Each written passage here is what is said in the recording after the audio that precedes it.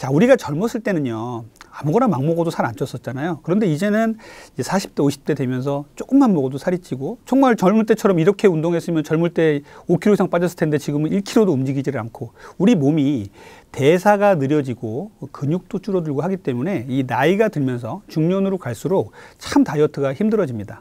젊었을 때야 뭐 한 번씩 술, 담배도 할 수도 있고 유혹에 휘말려서 밤을 샐 수도 있고 이렇죠. 그런데 이제 나이가 들수록 중년이 되면서 우리는 이런 습관과 그동안 즐거웠다라고 생각하면서 헤어질 결심을 해야 되는 시기가 왔다고 생각을 해요. 자, 그 중에 제가 제일 중요한 5가지를 오늘 말씀을 드릴 건데요. 제가 말씀드리는 이 5가지를 중년 이후에 잘 실천을 하신다면 건강도 지키고 다이어트도 잘 되는 몸이 되실 거예요.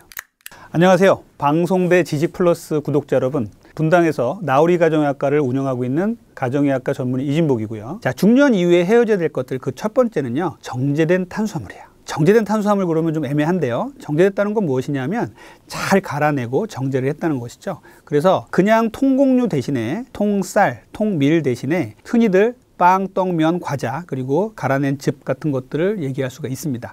그래서 이 정제된 탄수화물들은요, 우리 몸에 들어오면 왜 나쁜가 하면요, 혈당 스파이크라는 걸 만들어요. 혈당을 급격하게 높이죠. 그래서 그냥 통곡류를 먹었을 때하고는 다르게 정제된 음식이 들어오면 위장관을 통과하면서 혈중의 포도당 농도가 급속도로 올라갑니다. 그래서 이 급속도로 올라가는 혈중의 포도당 농도를 췌장에서 바로 인지를 하고 인슐린을 내보내요. 그러니까 인슐린을 내보내는 게 엄청나게 세다 그래서 인슐린 서지란 말을 씁니다. 폭풍처럼 몰려든다 그러거든요. 그래서 인슐린이 올라가서 이 포도당을 잡아내려서 세포 속으로 집어넣어요.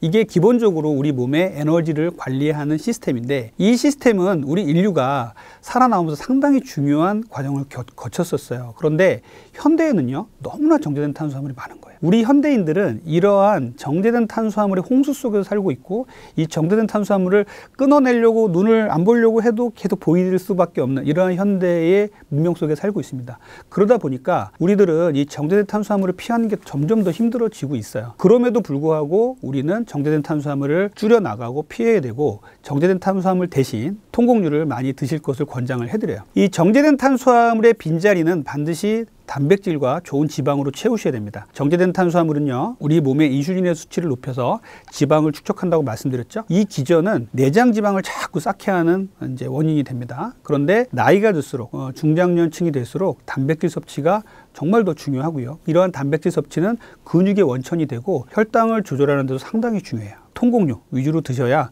우리 몸의 혈당이 천천히 올라가서 건강한 몸을 만들 수가 있습니다. 두 번째, 이제 헤어질 결심을 하셔야 될 것은요, 술과 담배예요. 뭐 젊었을 때야 술, 담배 많이 하실 수도 있죠. 그런데 이제는 40대, 50대가 되면요, 술, 담배 줄여 나가셔야 돼요. 그리고 이제는 정말로 얘들하고는 이제 아름다운 이별을 하셔야 됩니다. 먼저 술부터 좀 살펴볼게요. 술을 먹으면서 다이어트 할 수 있는 방법은 없습니다. 그래서 저한테 어떤 술이 좋아요, 어떤 술이 좋아요 물어보시는 분들이 많은데, 절대 술은 다이어트의 적입니다. 그리고 건강에도 적이죠. 다이어트와 술을 살펴보면요, 술은 정말 기가 막힌 기능을 갖고 있어요. 어떤 기능이냐면요, 근육을 빼다가 지방으로 바꾸는 기능이 있어요. 그래서 우리 술을 아주 많이 드시는 정말 중독 수준에 가신 분들을 보면요, 배만 볼록하고 사지가 가는 분들이 상당히 많습니다.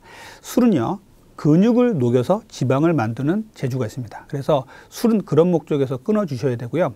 두 번째, 술을 끊어야 되는 이유는요, 술을 드시면요, 우리 간에서는요, 술이 들어왔네, 독이 들어왔어, 이거 빨리 해독해야 돼. 그래서 간에서는 술을 독으로 인식하기 때문에 이 간에서 술을 분해하느냐고 모든 에너지와 모든 신체의 기능을 다 써버려요. 그러면요, 뒤에서 나 대사가 빨리 돼야 되는데 기다리던 탄수화물과 지방이나 단백질의 대사가 안 되는 거예요. 그래서 우리 몸에서 술이 들어왔을 때 독으로 작용하기 때문에 다른 영양소의 대사가 안 되고 이 탄수화물 같은 것들이 그대로 몸에서 그냥 주저앉아 버립니다. 그냥 지방으로 축적이 되는 거예요. 거기다가 우리 술 먹을 때 많이 움직이나요? 술 먹을 때 가만히 앉아서 먹죠. 거기다가 어떤 맛있는 음식들 또 안주를 많이 먹지 않습니까? 그렇게 많이 먹다 보면 결국은 그 밤 사이에는 상당히 많은 지방이 쌓일 수밖에 없는 게 술의 문제입니다. 그래서 여러분들 이제는 나이가 들수록 술과는 정말 이별을 해주셔야 돼요. 계속 말씀드리지만 술 먹으면서 다이어트 할 수 있는 방법 없나요? 라고 절대 물어보지 마십시오. 그런 방법은 세상에 없습니다. 술은 줄여주시고 끊어주셔야 돼요. 그리고 어떤 모임에 나가서 정말 술을 먹을 수밖에 없는 자리가 있다면 그냥 사회적인 용량이라고 합니다. 한두 잔. 소주잔으로 한두 잔, 맥주잔으로, 작은 잔입니다. 500cc 아니에요. 맥주잔으로 한두 잔, 요 정도에서 끝내셔야 돼요. 더 드시면 분명히 다음날 일어나시면 1, 2kg가 늘어있고 몸은 몸대로 힘들 것입니다. 술 다음에 말씀드릴 내용은 담배예요. 자, 담배. 우리 젊었을 때 그런 얘기를 많이 썼어요. 담배를 피웠더니 입맛이 떨어져서 나는 음식량이 줄었어. 이런 분들이 종종 계셨습니다. 그래서 이 담배가 정말 다이어트에 도움이 되나? 연구까지 해본 연구들이 되게 많아요. 그런데 담배를 피면 필수록 내장 비만이 늘어난다는 연구들이 계속 나오고 있어요. 이거는 이제 정설이에요. 그래서 담배를 피면서 식욕을 떨어뜨려서 살을 뺀다. 이것도 낭설입니다. 잘못된 상식이에요. 담배를 피우면요, 단기적으로는 그럴 수 있지만 장기적으로는 우리 몸에 내장 지방을 축적시키는 역할을 하게 되고, 거기다가 내장 지방이 늘면서 또 담배를 피니까 이제 심혈관계 질환도 늘어나게 되죠. 그래서 심근경색, 뇌졸중, 각종 암과 심혈관계 질환을 일으키는 원인이 되기 때문에 이 담배는 반드시 끊어주셔야 합니다. 줄이지 마시고 끊어주시고, 전자담배도 똑같아요. 그래서 우리가 술과 담배는 이제는 중장년층이 되면서는 아름다운 이별을 하셔야 됩니다. 자, 세 번째 제가 이별을 하실 거를 말씀을 드리는데, 세 번째는 의자병이에요. 의자병이라 그러면은 의자왕이 걸린 병인가요? 라고 물어보시는 분도 많이 계신데, 의자병은 뭐 의학적인 용어는 아닙니다만 요즘에 아주 많이 나오는 얘기예요. 그래서 의자병이 무엇이냐? 우리가 젊었을 때는 서서 다니고 이런 적이 많았었는데, 이제는 보초에 보면 의자가 있고 의자만 보면 앉으려고 하고, 앉는 거에서 더 나아가면 기대 쓰려고 그러고 누우려고 그러고, 이런 습관들을 의자병이라고 해요. 현대인들의 의자병은 정말 심각합니다. 의자에 오래 앉아있는 시간이 정말 많죠. 그래서 사무직들이 더 많이 질병의 위험과 그리고 비만의 위험에 노출이 더 많아지는 것도 그것이고요. 의자병을 얘기하면서 이제 운동을 얘기할 수밖에 없는데, 운동을 1시간 열심히 하고 의자에 가만히 앉아서 3시간 사무직 일을 했다. 그러면 효과는 제로다. 라는 연구가 있을 정도로 의자에 오래 앉아 있는 것은 우리 몸의 대사에도 안 좋고 각종 심혈관계 질환에도 안 좋습니다. 그래서 현대인들은요, 의자에 앉아 있는 게 병이에요. 그래서 의식적으로 내가 의자에 앉아있는 일을 한다 그러면 의식적으로 30분마다 한 번씩 일어나서 한 바퀴 돌고 스트레칭 하시고 다시 앉고, 이렇게 해서 의자에서 좀 벗어나셔야 돼요. 여기서 제가 이제 하나 말씀드리고 싶은 게, 의자를 뛰어넘어서 기대 있거나 누워있는 습관들이 현대인들이 상당히 많죠. 저녁 식사를 하신 다음에 제일 많은 습관들이 이런 것들인데, 저녁 식사를 하신 후에 아무것도 안 하고 TV를 보면서 누워있다가 스르르 잠드시는 현대인들, 중년분들 상당히 많습니다. 제일 안 좋아요. 우리 몸의 혈당 스파이크는요, 저녁에 제일 높게 일어납니다. 각종 음식들을 제일 많이 먹기도 하거니와 정제된 탄수화물도 제일 많이 먹는다고 돼 있어요. 그런데 이런 몸에서 밖에 나가서 일이라도 하고 재활용이라도 하고 그러다가 한 바퀴 돌고 오면 되는데, 가만히 앉아서 누워 있어요. 그리고 TV를 보다가 또 스르르 잠이 들어요. 이렇게 되면 어떻게 되냐면요, 아주 혈당 스파이크를 올라라 하고 고사를 짓는 거하고 똑같아요. 그래서 우리 혈당이 어떻게 흡수될 곳을 찾지를 못해요. 그냥 고스란히 지방으로 쌓인다고 보시면 돼요. 그래서 의자병에 포함되는 나쁜 습관은 그냥 누워있는 것, 아무것도 안 하고 퇴근 후에 저녁 식사 후에 누워있는 것들이 제일 나빠요. 그래서 이 현대인들의 의자병은 반드시 끊어내셔야 돼요. 지하철에서 의자가 보이더라도 좀 서서 가시고, 에스컬레이터가 있더라도 좀 움직여서 걸어서 계단으로 올라다니시고, 이러한 작은 생활 습관 하나하나가 여러분들의 건강을 지키고 다이어트를 잘 되는 몸으로 발전하게 될 것입니다. 그 다음에 우리가 피해야 될 것들이 수면 부족입니다.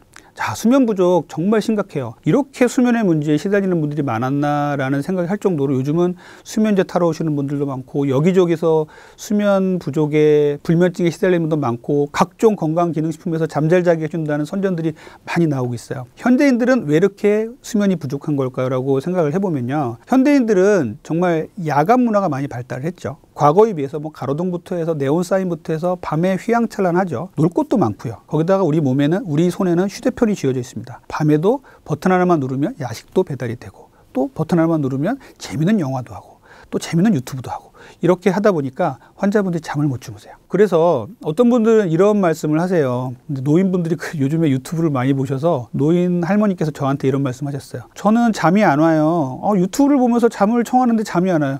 유튜브부터 끊으세요 라고 말씀을 드리거든요. 밤에 침실에 핸드폰을 갖고 들어가서 유튜브를 보면서 잠이 오기까지를 기다리는 것들이 가장 멍청한 짓이다라고 어떤 정신과 선생님은 심하게 말씀하셨어요.